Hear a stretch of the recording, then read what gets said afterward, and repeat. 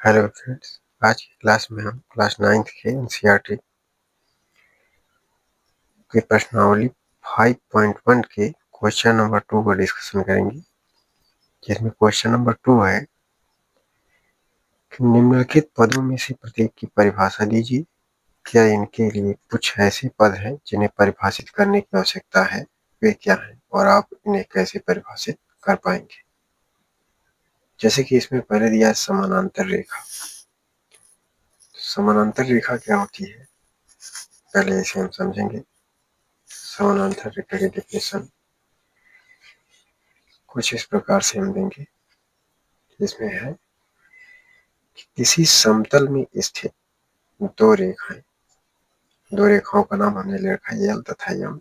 समानांतर रेखाएं कहलाती हैं जो एक ही समतल में स्थित होती हैं, हमेशा एक दूसरे से समान दूरी पर स्थिर रहती हैं और कभी भी एक दूसरे को काटती नहीं है।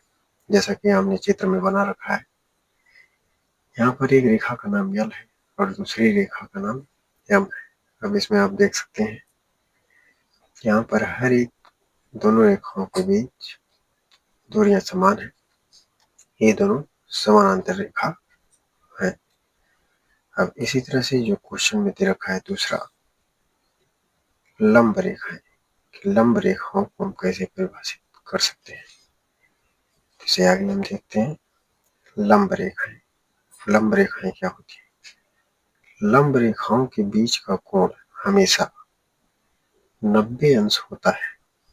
इसे दर्शाने के लिए हम इस तरह के लंबवत चिन्ह का प्रयोग करते हैं, यानी कि प्रयोग होता है।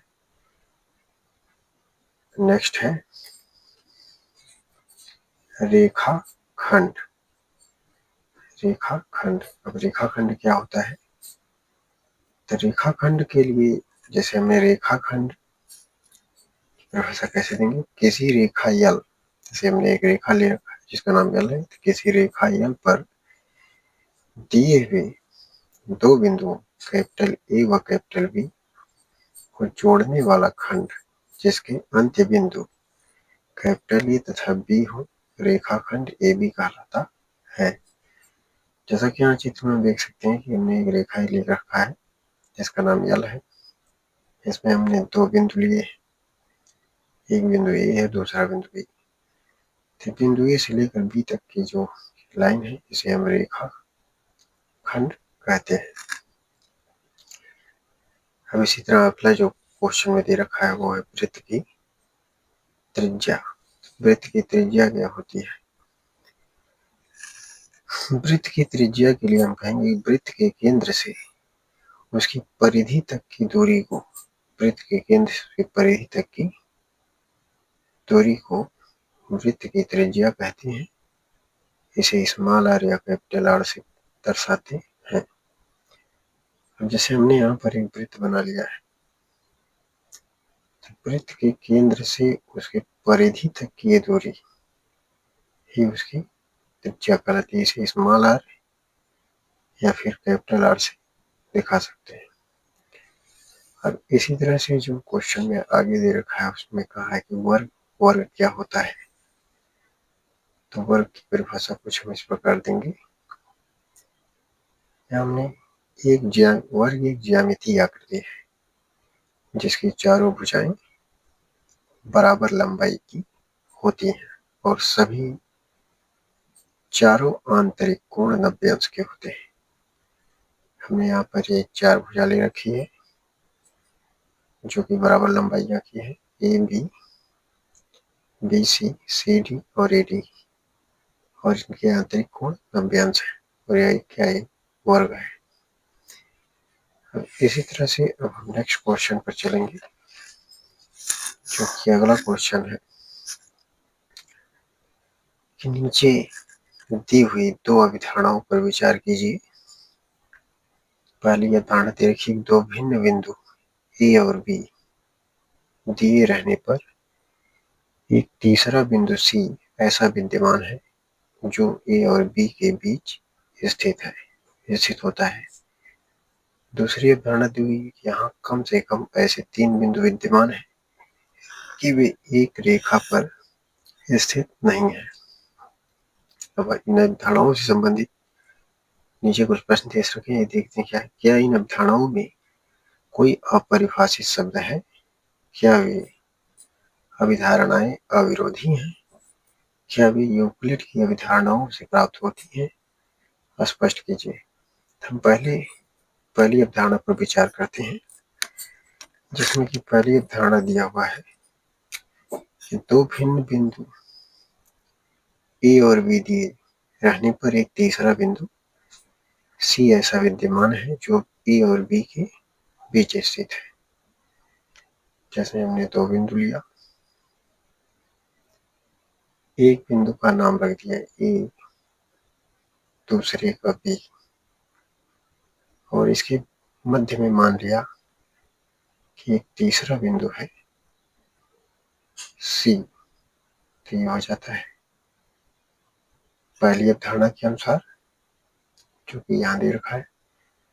दूसरी अवधारणा में कह रहा है कि यहाँ कम से कम ऐसे तीन बिंदु विद्यमान हैं कि वे एक रेखा पर स्थित नहीं है। जैसे कि हम यहाँ दो बिंदु लिया ए और बी, इसके मध्य में बिंदु सी है, लेकिन इसमें कह रहा है कि दो बिंदु ऐसे हैं जो ए और बी है, और एक तीसरा बिंदु ऐसा है कि जो एक ही रेखा पर विद्यमान नहीं है, यानी स्थित नहीं है। तो ऐसे मान लेते हैं कि एक तीसरा बिंदु सी है। अब इसमें प्रश्न क्या कर रहा है? प्रश्न कह रहा है कि क्या इन अभिधारणाओं में से कोई अपरिभाषित शब्द है? तो अब हमें बताना है क्या इन अवधारणाओं में से, इन दोनों अवधारणाओं में से कोई ऐसा अपरिभाषित शब्द है? तो हम यहाँ उत्तर देंगे हाँ, यह अवधारणा में कई अपरिभाषित तथ्य है। इस अवधारणा में कई अपरिभाषित तथ्य है। अब कौन कौन से? जैसे रेखाएं हैं, बिंदु, रेखाएं क्या है, बिंदु क्या है, शांत रेखाएं क्या है, इन दोनों अवधारणाओं से स्पष्ट नहीं हो रहा है। दूसरा प्रश्न किया है कि क्या वे अभिधारणाएं अविरोधी हैं? यहाँ हम कह सकते हैं कि हाँ, यह अवधारणाएं संगत हैं या फिर अविरोधी हैं, क्योंकि दोनों अलग अलग स्थितियों से संबंध रखती हैं। उन दोनों अवधारणाओं में देख सकते हैं कि दोनों अलग अलग स्थितियों से संबंध रखती हैं। जैसा कि पहली अवधारणा में हमने बताया कि इसमें कहा कि दो भिन्न बिंदु ए और बी दिए रहने पर एक तीसरा बिंदु सी ऐसा विद्यमान है जो ए और बी के बीच में स्थित है। यहाँ एक अवलक अवधारणा को ही बता रहा है। और इसी तरह दूसरी अवधारणा में कह रहा है कम से कम ऐसे तीन बिंदु विद्यमान है जो एक रेखा पर स्थित नहीं है। तो यहाँ हमें कह सकते हैं कि यह अवधारणाएं अविरोधी या संगत है, क्योंकि ये दोनों अलग अलग स्थितियों में संबंध रखती हैं। अब तीसरा बोला क्या वे यूक्लिड की अवधारणाओं से प्राप्त होती हैं? स्पष्ट कीजिए। तो स्टूडेंट्स यहाँ पर हमें देंगे कि ये यूक्लिड की अवधारणाओं से प्राप्त नहीं होती है, लेकिन ये यूक्लिड की अभिगृहित का अनुसरण करती हैं। अभिगृहित नंबर 5.1 में क्या दिया है कि दिए हुए दो भिन्न बिंदुओं से होकर एक ही रेखा खींची जा सकती है। तो ये यूक्लिड की अभिगृहित नंबर 5.1 का अनुसरण करती हैं, जो कि दो भिन्न बिंदुओं से ऊपर एक ही रेखा खींची जा सकती है। जैसा कि यहाँ दिया भी है, दो भिन्न बिंदुओं से एक रेखा खींची गई है। इस तरह से क्वेश्चन नंबर 3 हमारा कंप्लीट हो जाता है।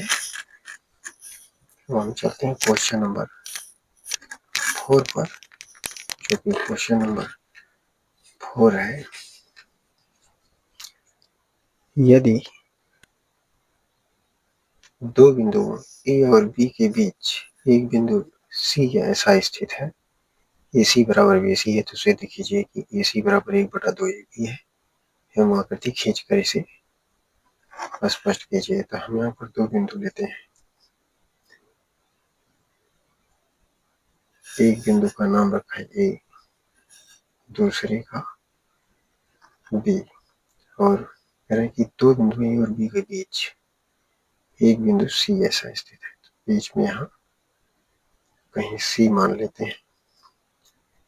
अब हमें यहाँ पर दे रखा है ए सी बराबर बी सी है,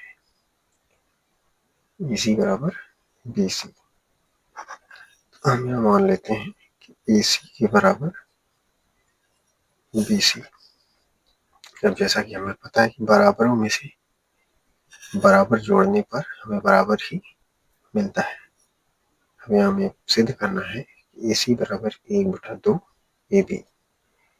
हम देखते हैं कि AC के बराबर BC है, तो हम क्या करेंगे, दोनों पक्षों में AC को जोड़ देते हैं। यहाँ लिखेंगे दोनों पक्षों में AC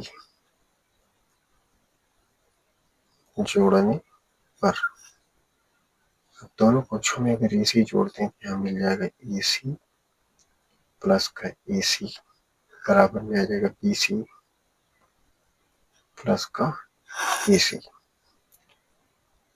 अब अगर हम यहाँ देखें AC और प्लस AC अगर दोनों को जोड़ें तो यहाँ मिलेगा 2AC बराबर में, अब यहाँ BC plus AC, BC plus AC को जान पूरा करने के लिए हमें पूरी लाइन को देखना पड़ेगा।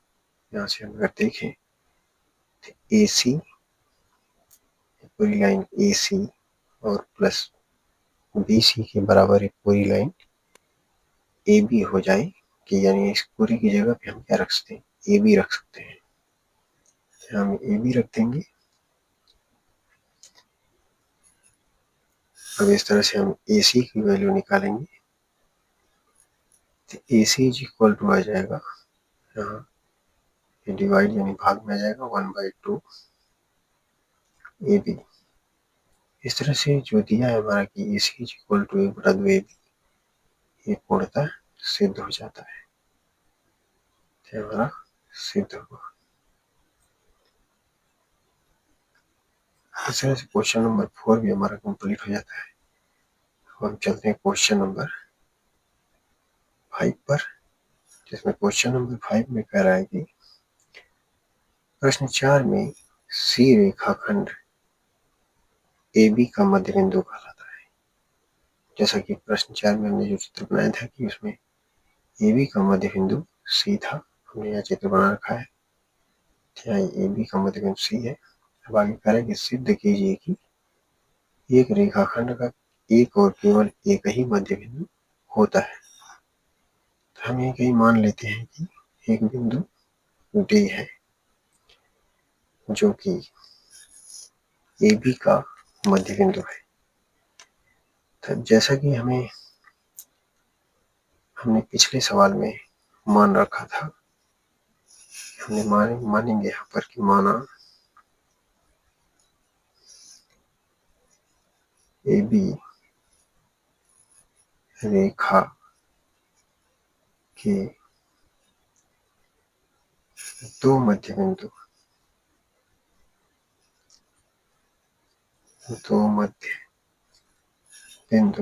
C व D है। तो हम प्रश्न संख्या 4 में क्या प्रूव किए थे कि AC बराबर 1/2 AB हम लिख सकते हैं। इसी तरह अगर हम AC के बराबर 1/2 AB लिख सकते हैं तो हम AD के बराबर भी मान लेते हैं कि AD बराबर 1/2 AB हो जाएगा। वैसा हम क्यों लिख सकते हैं, क्योंकि हमने यह मान रखा है कि AB रेखा के दो मध्य बिंदु है C और D, यानी जब C और D दोनों मध्य बिंदु होंगे तो जब हम AC लेंगे तो यह 1/2 AB के बराबर होगा, क्योंकि हमने क्वेश्चन नंबर 4 में इसको प्रूव किया था, सिद्ध किया था। अब अगर C AB का मध्य बिंदु है तो D भी AB का मध्य बिंदु है। इस तरह से हम AD के बराबर भी 1/2 AB लिख देंगे। अब इसे हम मान लेते हैं समीकरण नंबर 1, इसे तो अब हम क्या करेंगे, समीकरण 1 से समीकरण 2 को घटा देते हैं तो यहाँ हमें मिल जाएगा AC माइनस का AD, और यहाँ एक कैंसिल हो जाते हैं, यहाँ आ जाएगा बराबर 0। इस तरह से हम देख सकते हैं कि AC minus AD is equal to 0 आया है। इसे हम लिख सकते हैं AC बराबर AD, यानी कि AC जो है AD के बराबर है, यानी कि DC के ऊपर ही कहीं D बिंदु स्थित है। तो इससे ये सिद्ध हो जाता है कि जब AC AD के इक्वल है, इससे सिद्ध हो जाता है कि एक रेखाखंड का एक और केवल एक ही मध्य बिंदु होता है। ये बात भी सिद्ध हो गई। तो इस तरह से क्वेश्चन नंबर 5 हमारा सॉल्व हो जाता है। तो हम चलते हैं क्वेश्चन नंबर 6 पर। क्वेश्चन नंबर जो 6 है, 6 में कह रहा है कि आकृति में यदि AC बराबर BD है तो सिद्ध कीजिए कि AB बराबर CD है। अब यहाँ देखिए एक आकृति हमें दे रखी है, इसमें कह रहे हैं कि AC बराबर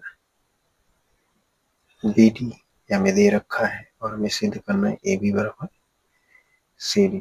पहले हमें जो दिया है वो लिख लेते हैं। दिया है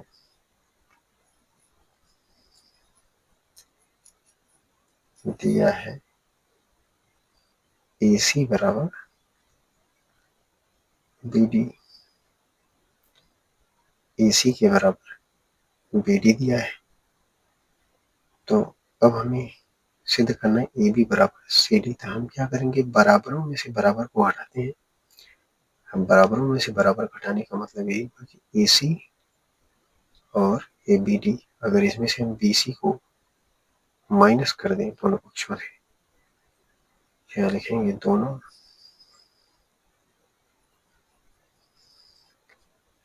पक्षों से BC घटाने पर, दोनों पक्षों से अगर BC घटाते हैं तो यहाँ बन जाएगा AC माइनस का BC बराबर में आ जाएगा BD माइनस का BC।